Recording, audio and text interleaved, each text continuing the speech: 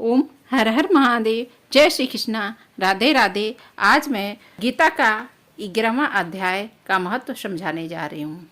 कथा करने से पहले आपसे अनुरोध करना चाहती हूँ, यदि आप हमारे चैनल पर नए हैं तो कृपया करके लाइक करिए, सब्सक्राइब करिए, शेयर करिए, बेल आइकन को प्रेस कर दीजिए, जिससे सारी नोटिफिकेशन आपके पास जाती रहे।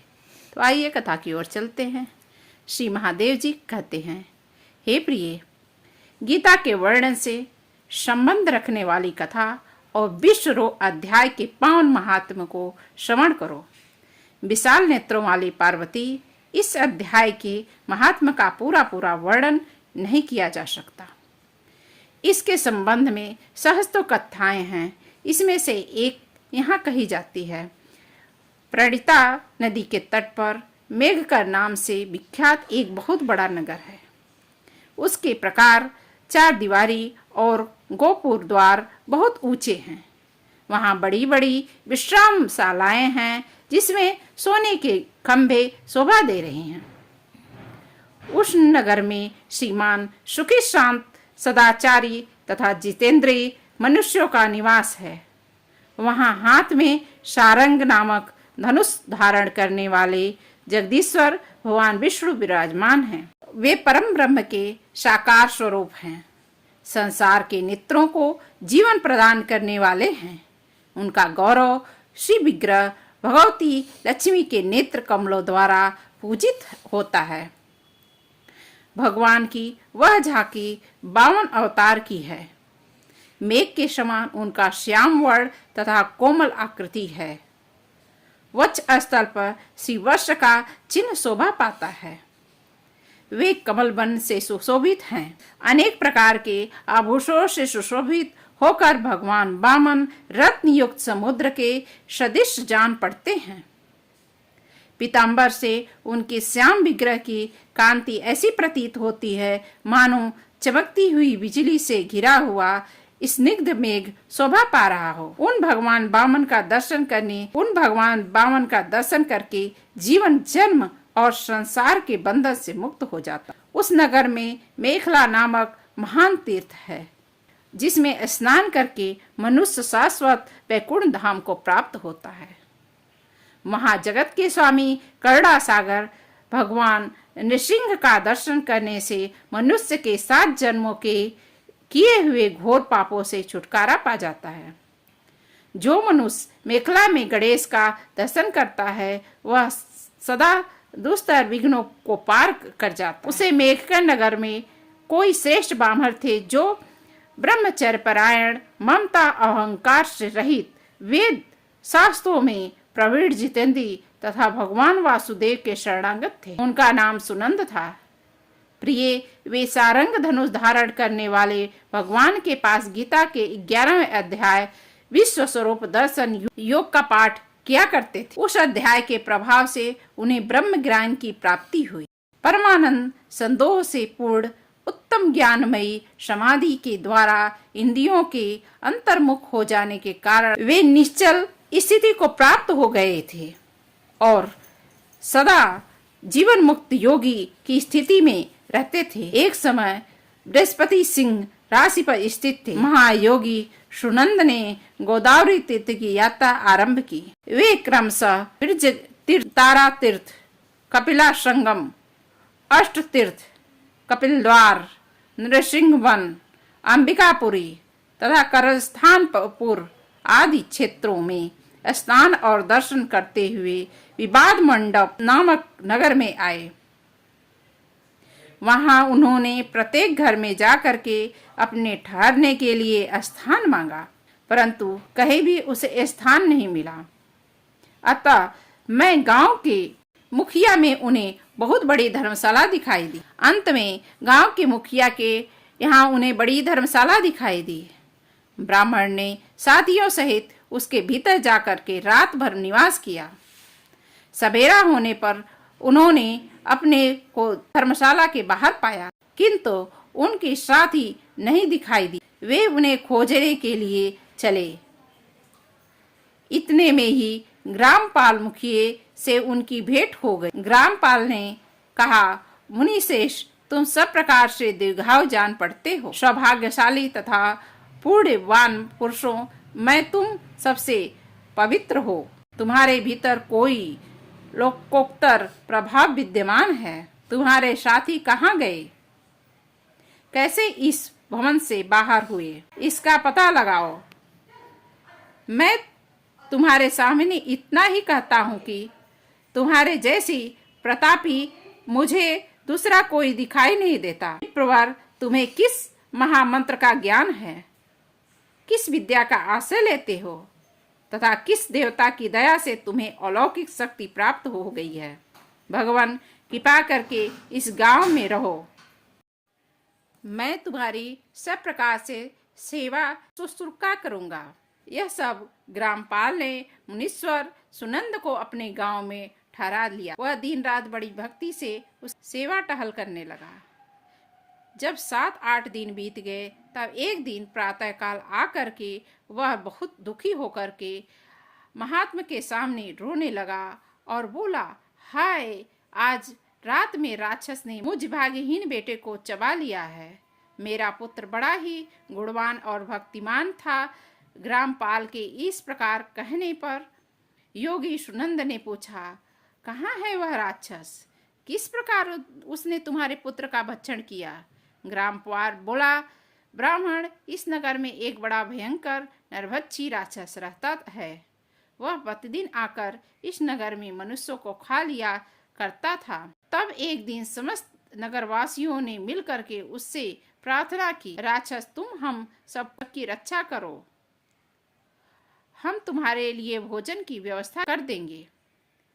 यहाँ बाहर जो पथिक रात में आकर नींद ले उसको खा जाना। इस प्रकार नागरिक गांव ने मनुष्यों ने गांव के मुखिया द्वारा इस धर्मशाला में भेजे हुए पथिकों को ही राक्षस का आहार निश्चय किया। अपने प्राणों की रक्षा के लिए उन्हें ऐसा करना पड़ा। आप भी अन्य राहगीर के साथ इस घर में आकर के सोए थे, किंतु राक्षस ने उस सबको खा लिया, केवल तुम्हें छोड़ दिया है।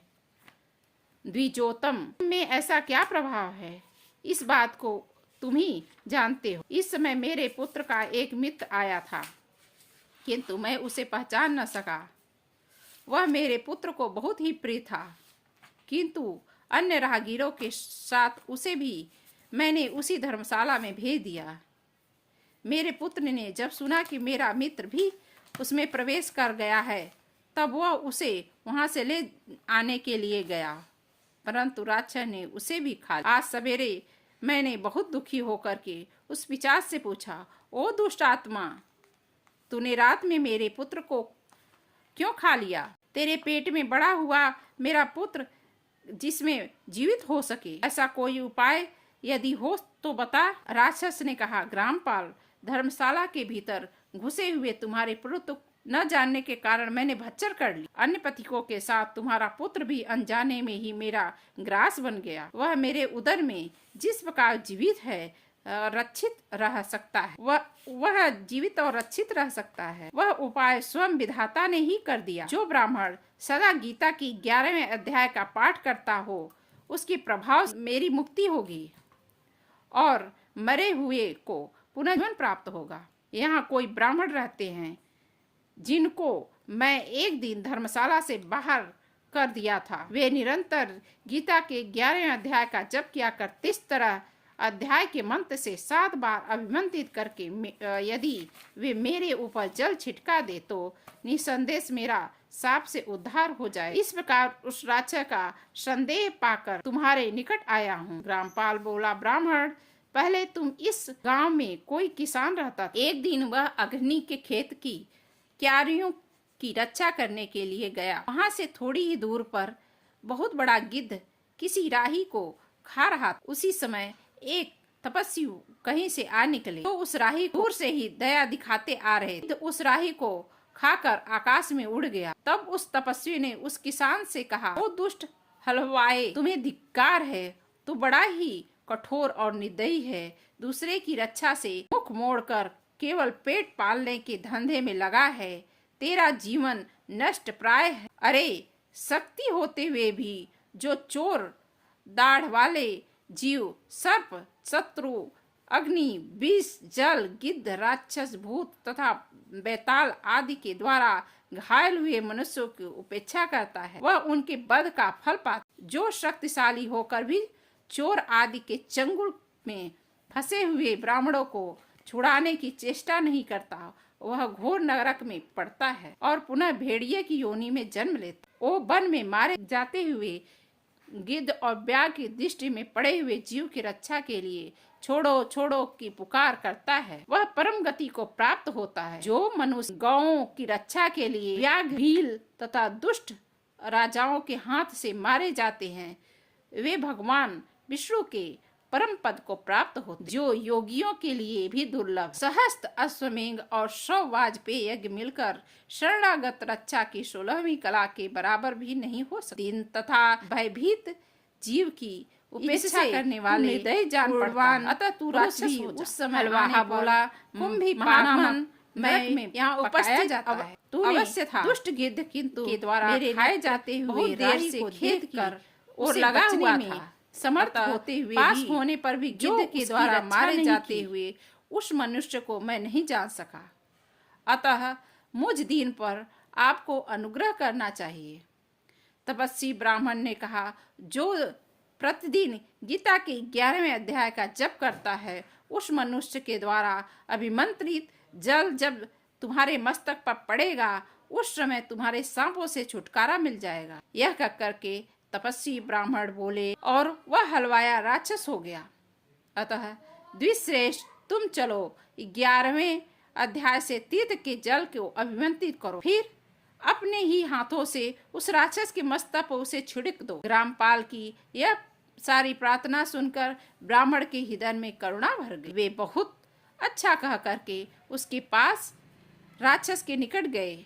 वे ब्राह्मण योगी थे। उन्होंने विश्वरूप दर्शन नामक 11वें गीता के 11वें अध्याय से जल अभिमंत्रित करके उस राक्षस के मस्तक पर डाला।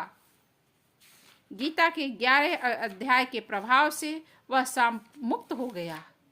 उसने राक्षस देह का परित्याग करके चतुर्भुज धारण कर लिया तथा उसने जिस सहस्त्रों प्राणियों का भक्षण किया था, वे भी शंख चक्र गदा धारण किए हुए चतुर्भुज रूप गए। तत्पश्चात वे सभी विमान पर आरूढ़ हो गए। में ही ग्रामपाल ने राक्षस से कहा, निशाचर, मेरा पुत्र कौन है, उसे दिखाओ। उसके यो कहने पर दिव्य बुद्धि वाले राक्षस ने कहा, ए जो तमाल के समान श्याम 4 भुजाकारी माणिक्यमय सुशोभित तथा दिव्य मणियों के बने हुए कुंडलों से अलंकृत है। हार पहनने के कारण उसके कंधे मनोहर प्रतीत होते हैं। जो सोने के भुजबंदों से विभूषित कमल के समान नेत्र वाले हैं, स्निग्ध रूप तथा हाथ में कमल लिए हुए हैं, और जो दिव्य विमान पर बैठकर देवत्व के प्राप्त हो चुके हैं, उन्हीं को अपना पुत्र समझो। यह सुनकर के ग्रामपाल ने उसी रूप में अपने पुत्र को देखा और उसे अपने घर ले जाना चाहा। यह देखकर उसका पुत्र हंस पड़ा और इस प्रकार कहने लगा। पुत्र बोला, ग्रामपाल, कई बार तुम भी मेरे पुत्र हो चुके हो। पहले मैं तुम्हारा पुत्र था, किंतु अब देवता हो गया हूँ। इन ब्राह्मण देवता के प्रसाद से वैकुंठ धाम को जाऊंगा। देखो, यह निशाचर भी चतुर्भुज को प्राप्त हो गया है। 11वें अध्याय के महात्म से यह सब लोग के साथ श्री विष्णु धाम को जा रहा हूँ। अतः तुम भी इन ब्राह्मण देवता से गीता के 11वें अध्याय का अध्ययन करो, निरंतर उसका जप करो। इसमें संदेह नहीं है कि तुम्हारी भी ऐसी उत्तम गति होगी। तात मनुष्यों के लिए साधु पुरुषों का संग सर्वदा दुर्लभ होता है, अतः वह भी उस समय तुम्हें प्राप्त है। अतः अपना अभिष्ट सिद्ध करो। धन, भोग, ज्ञान, यज्ञ, तपस्या और पूर्व कर्मों से क्या लेना है। विश्व स्वरूप अध्याय के पाठ से ही परम कल्याण की प्राप्ति हो जाती। पूर्वानंद संदोह स्वरूप श्री कृष्ण नामक ब्रह्म के मुख से कुरुक्षेत्र में अपने मित्र अर्जुन के प्रति जो अमृतमय उपदेश निकला था वही श्री विष्णु का परम तात्विक रूप है। तुम उसी का चिंतन करो। वह मोक्ष के लिए प्रसिद्ध और रसायन संसार भय से डरे हुए मनुष्यों की आधि व्याधि का विनाशक तथा अनेक जन्मों के दुखों का नाश करने वाला है। मैं उसके सिवाय दूसरे किसी साधन को ऐसा नहीं देखता, अतः उसी का अभ्यास करो। श्री महादेव कहते हैं, यह कहकर वह सबके साथ श्री विष्णु के परम धाम को चला गया। तब ग्रामपाल ने ब्राह्मण के मुख से उस अध्याय को पढ़ा। फिर वे दोनों ही उसके महात्म से विष्णुधाम को चले गए।